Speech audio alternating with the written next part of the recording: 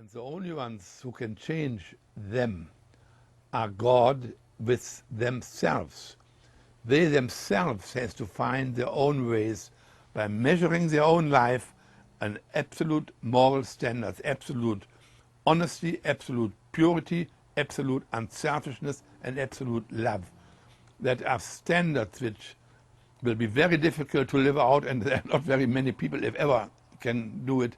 But as a standard, they are necessary. And then people can create a peaceful society in which people can live in freedom.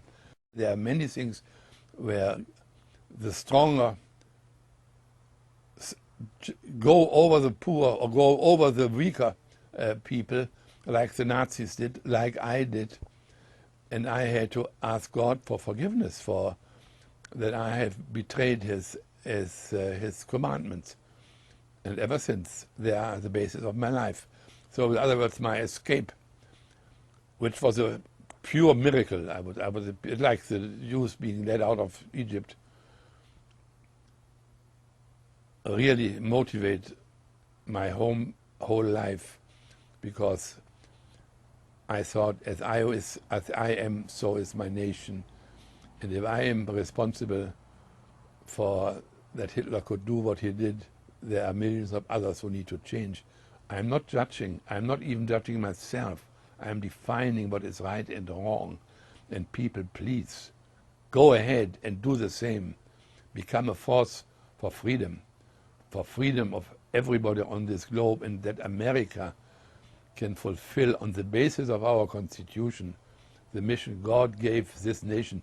Don't give it away to a bunch of people who want their own power and want to rule about you and who will destroy humanity. We thought the British and the French are the same enemies as World War I. And now they come back at us. So we believe what Hitler said, that they were attacking us. Now they come back to us, and we cannot tolerate that happens. What happened in 1918 is happening again. We first have to win the war, and then we can deal with the Nazis. Imagine how dumb we were. And that was what I thought. I went to fight for my country. I wanted to do good what the earlier generation had missed and had brought us into defeat. So that's what they do. They lie. Hitler lied himself into power. And I think Obama lied himself into power too. I cannot say anything else. And the lie can go nowhere. They had lied for 6 months, for 6 years already, or 5 years already. By constantly, step by step, they made laws that the Jew is a type of person which has no right to live. As I said, every German knew that. I knew it. I even went through the Jewish streets in our city, and we sang anti-Semitic songs. My children, or we children, played with, I had forgotten that, my sister knows all of these things. We had played with our neighbors who was a Jewish teacher.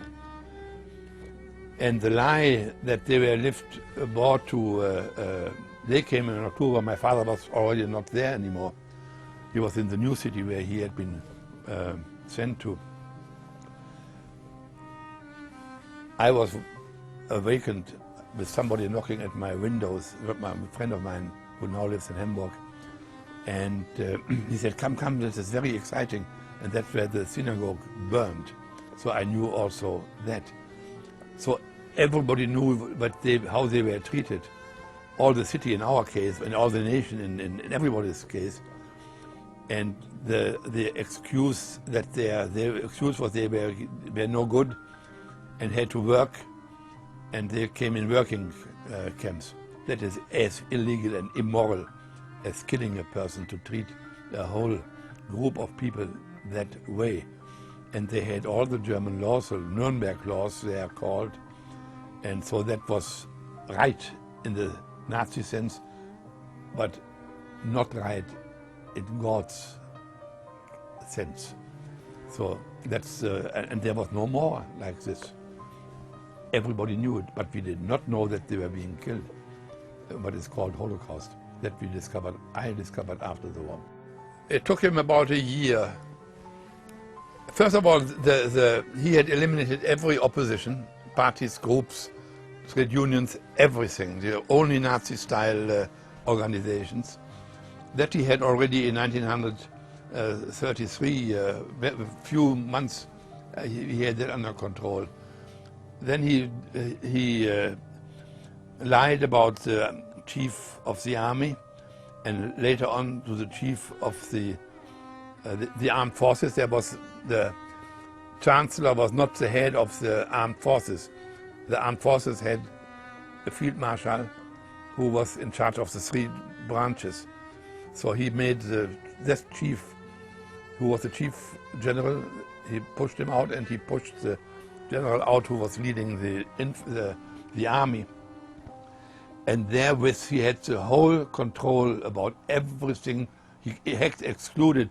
The military would have been the only ones who could have stopped Hitler and saved democracy. I even feel in America the same atmosphere as we had in Germany under the Nazis, when you get insecure about your own government.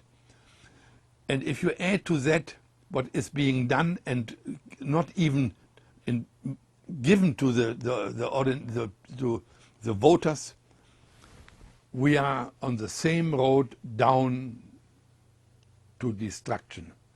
And I will do everything I can to make myself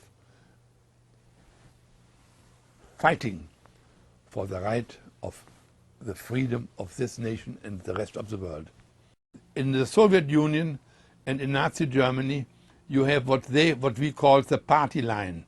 There is a line given out, and you have to stick to it. The political correctness, which even has still is not totally eliminated, is where somebody lays out what is right and what is wrong, and then you have the newspapers and the media to make this line stick. Goebbels, the chief liar of Hitler, he used to say, you have to tell a lie long enough and then always something is going to stick. And that is a principle which I have seen here already earlier. That is how the people are indoctrinated and brainwashed, that they think that what they think is right and the only thing which has been put into them from outside. The United Nations is a godless grouping. I have never heard that they have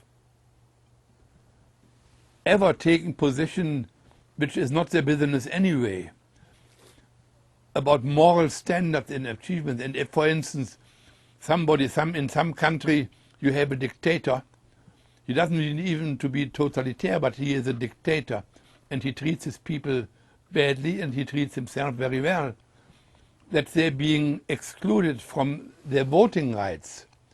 It's a completely immoral organization where even Fidel Castro has a vote. And now this guy signs America into that outfit where is not one nation who has the moral foundation which this nation has. And they will destroy us. They will pull us down to their low level.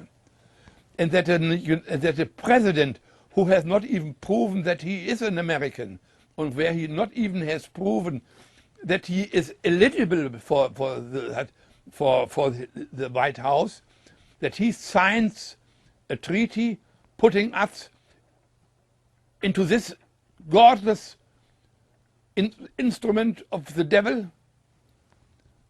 That shows, and if people don't realize it, that comes, you are brainwashed. You have to go to the right literature. You have to read what the reality is. You have to be real yourself. And we should not do it. We should not get into United Nations. Absolutely not. Then comes Mao Zedong or Khrushchev or people of their descendants and tell us what we shall do. And they are better at that as we. I think there was, like myself, there were millions of cowards, because if you speak out here, you may lose your job. But if you'll use your life and you think twice, especially if you have a family. But it was the organized churches under the leadership of their pastors should have stand up. And there was nothing of this. As I said earlier, every German knew the injustice which was done to the Jews, but it was not called injustice. And the same as if you say abortion, and Obama says he doesn't know it, and Pelosi says, I have been dealing with this all the time, and I don't see why it should prevent the abortion. If you think that you can be a Christian and vote somebody into power who is in favor of abortion, you should not vote for him. If you do, you are part of the crime they are committing. And America is still the only nation where the substance of Christian teaching is in force in the lives of very many people. My own pastor is standing up and saying that I don't care about what they say about the taxes, which I will lose. I don't care of it. I only have to learn what are the battle lines where I have to fight. But I want to have a part in the battle for freedom. And I think all the pastors who think in the similar way should form a fast organization or organism where they can change ideas and act as a unit, as a Christian unit, who says God and Constitution. That is what we want, and not money and destruction. We want a president and a Congress which obey God and not who lie. I think every thinking person has to take a position in this battle, because the battle line goes through every office and through most families. So make a decision and begin to fight for truth. That's my message. You have to do that. Everything the government orders, I'm against it.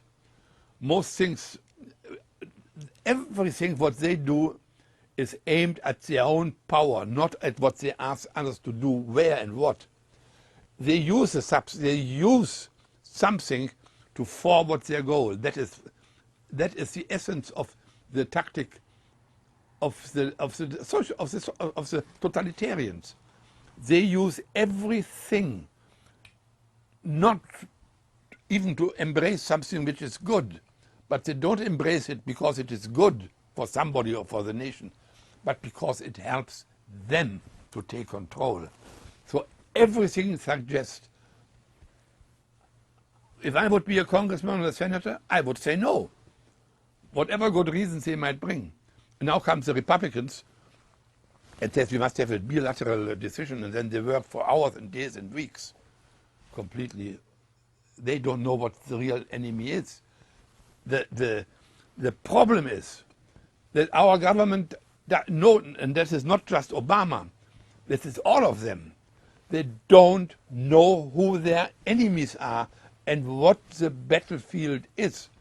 But many people know what our rights are, and if you start with fighting for your rights, that is okay. You land up against the socialists in any case if you do that. So everybody has to start. You can't start with being an angel, but you can start with what you know is wrong, and there you have to fight, whatever you cost you. I don't have it here. There is a statistics about the founding fathers and what they have put there, as I have.